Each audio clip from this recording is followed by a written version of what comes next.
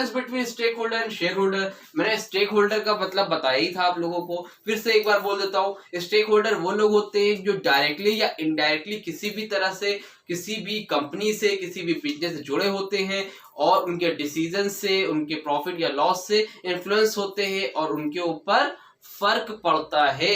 Company के किसी भी डिसीजन से जो पीपल्स होते हैं, जो उनसे जुड़े होते हैं, उनके ऊपर कोई इफेक्ट पड़ता है, फर्क पड़ता है, तो वो कौन होते हैं? स्टेक होल्डर होते हैं। तो आज हम बात करेंगे स्टेक होल्डर और कस्टमर में क्या डिफरेंस होता है। तो चलिए देखते हैं। फर्स्ट क्या है बच्चों?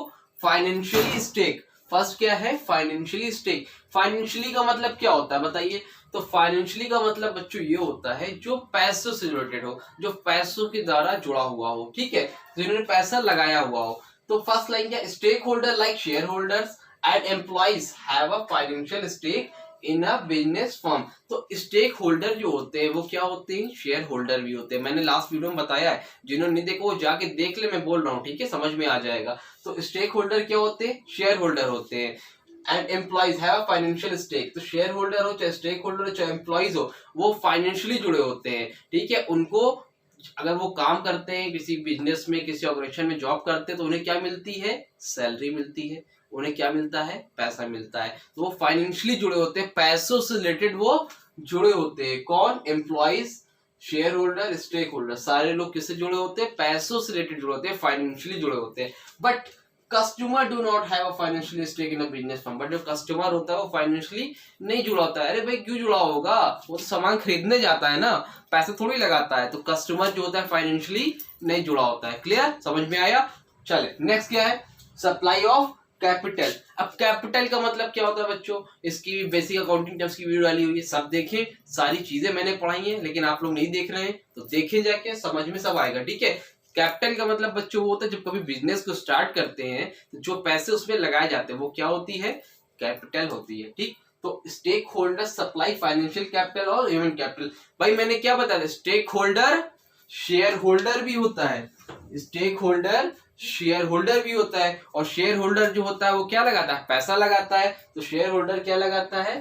कैपिटल लगाता है। तो वो क्या करता है? पैसा इन्वेस्ट करता है। किसमें? किसी भी बिजनेस में इन्वेस्ट करता है, फाइनेंशियली पैसा लगाता है, ठीक है। कौन? Stake holder.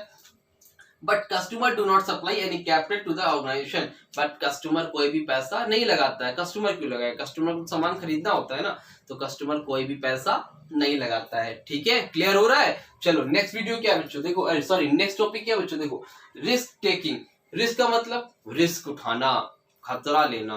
तो रिस्क क्या है? देखो, stakeholder take risk of the organisation. तो स्टेक होल्डर जो होता है ऑर्गेनाइजेशन में रिस्क लेता है। भाई पैसा लगाता है शेयर होल्डर एक बंदा, तो अगर कोई पैसा लगाएगा तो उसमें रिस्क भी होगा ना, गारंटी थोड़ी कि उनसे प्रॉफिट ही होगा, उसे रिस्क भी होता है। कहीं कंपनी में आग लग गई, कभी बिजनेस हमारा लॉस में चला गया, तो वो क्या करता है? रिस्क एज्यूम करता है, उसके बाद वो पैसा लगाता है। समझ में आ रही है? तो स्टेक होल्डर क्या होते हैं? पैसे कंपनी में लगाते हैं।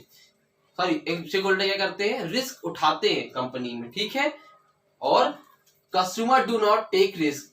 लेकिन कस्टमर जो होता है भाई वो रिस्क नहीं लेता है। कस्टमर क्यों रिस्क लेगा? कस्टमर पैसा थोड़ी लगाता है। पैसा कौन लगाता है? स्टेक होल्डर लगाता है। स्टेक होल्डर जो है रिस्क लेता है, बट कस्टमर जो है रिस्क नहीं लेता है, ठीक है। यहाँ तो समझ में आया? तो जल्दी से आप लोग स्क्रीनशॉट ले लीजिए, फिर आगे मैं बताता हूँ कि और क्या क्या डिफरेंस होते हैं। ओके, तो बच्चों चलिए फोर्थ पॉइंट देखते हैं क्या होता है। तो फोर्थ पॉइंट क्या है हमारा? Sharing of profits. अब जब कोई भी बंदा रिस्क ले रहा है, किसी भी काम में पैसा लगा रहा है, तो उसको बदले में प्रॉफिट तो मिलेगा ना, तभी तो वो रिस्क ले रहा है। या फिर कोई भी बंदा है काम कर रहा है, जॉब कर रहा है, ठीक है, तो उसका इंटरेस्ट है ना, तभी तो वो स्टेक होल्डर है। तो उसको प्रॉफिट तो मिलेगा ना कि नहीं मिलेगा? सैलरी इसको मिलेगी कि नहीं मिलेगी? वेजेस को मिलेगा कि नहीं मिलेगा? जाहिर सी बात है मिलेगा। तो क्या है? Stakeholder share profit in the form of interest, dividend, wages and salary. तो स्टेक होल्डर को सैलरी भी मिलती है, वेजेस मिलते हैं, अलग अलग फॉर्म में उनको प्रॉफिट मिलता है, इसीलिए वो स्टेक होल्डर कहलाते हैं। But customer do not share the profit of the organisation.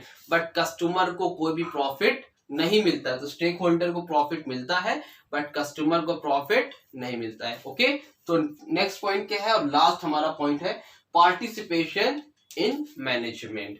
ठीक है, मैंने 5th पॉइंट ही कराए हैं बच्चों, क्योंकि एग्जाम में या तो 2 डिफरेंस आता है 2 मार्क्स का, या फिर लॉन्ग में आएगा तो 5 डिफरेंस पूछता है, और आप ये 5 डिफरेंस लिख देंगे तो आपको 5 आउट ऑफ 5 110% मिलेगा। बस इसको जो है सेम टू सेम लिख के चले आइएगा। ठीक है, तो 5th पॉइंट हमारा पार्टिसिपेशन इन मैनेजमेंट। भाई जो लोग पैसा लगाते हैं, जो लोग ऑफिस में काम करते हैं, जो लोग कंपनी में काम करते हैं, तो उनके ऊपर इतना राइट्स होता है, वो पैसा लगाते हैं, शेयर होल्डर भी होते हैं, तो वो क्या करते हैं, पार्टिसिपेट करते हैं। उनका पार्टिसिपेट करते हैं किसमें, मैनेजमेंट। कभी भी कोई भी मीटिंग होती है, डिस्कशन होता है, तो उसमें स्टेक होल्डर का इन्वॉल्वमेंट होता है, उनको बुलाया जाता है मैनेजमेंट में मीटिंग में। ठीक है, तो वो मीटिंग के एक सदस्य होते हैं। But customer do not participate in the management of the organisation. But customer जो है किसी भी तरह के मैनेजमेंट में पार्टिसिपेट नहीं करता है। कस्टमर तो बाहरी आदमी होता है ना, तो कस्टमर से क्या मतलब होता है। ओके बच्चों, ठीक है, तो ये 5 डिफरेंस थे, इसको अच्छे से कर लीजिए, समझ लीजिए। समझ में नहीं आता है तो इंस्टा पे कांटेक्ट कीजिए,